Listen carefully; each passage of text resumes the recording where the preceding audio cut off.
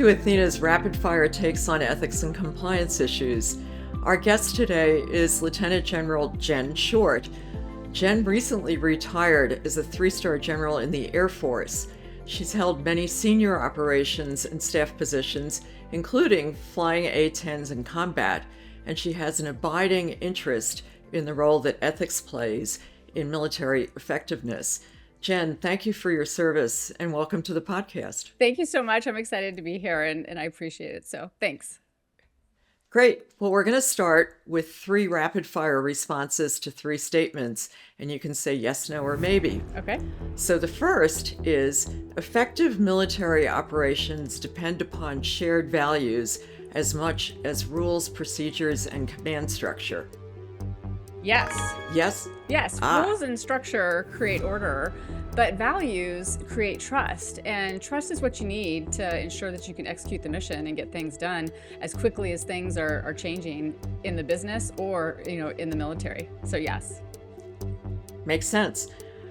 Second, following the rules is the most important requirement in a military leader.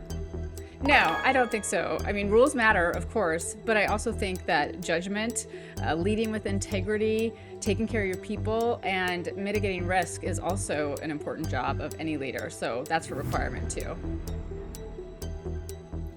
And last, it's critically important for the leadership of any organization, not just the military, to articulate a clear sense of purpose and shared mission and values. Yes, 100%. I think everyone needs to understand what the mission is and understand the values behind that in order to get it done. Well, let's dive into those and get more of your insights. So, in general, the military is usually seen as a command and control organization. Can you talk about the role of values and how they impact operations? Sure. Command and control certainly helps with speed, but values they drive people telling the truth, people having the integrity. Will they be willing to flag risk early? Do they trust you? Are they willing to talk to you? In combat and at the enterprise level, you are never going to have the perfect plan. You're never going to have all of the information. So people rely on trust, accountability, and disciplined execution of that plan. If your values are weak, I think you'll get silence, you'll get workarounds, and you'll end up with surprises because folks aren't comfortable coming to you.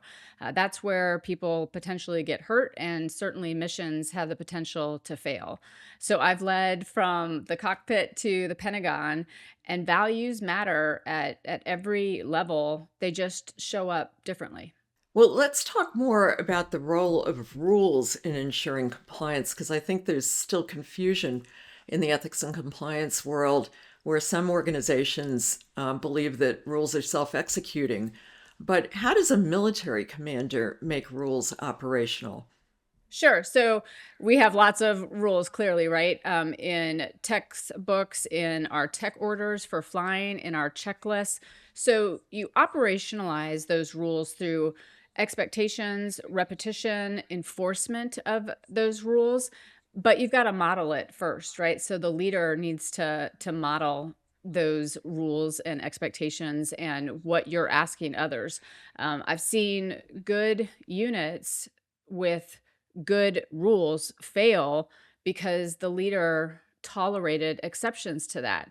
So you can never walk past a problem, right? What you accept is what you're going to tolerate. So you've got to make sure that you are enforcing that accountability. I love that. You can never walk past a problem. And it's true in commercial operations and ethics and compliance as well.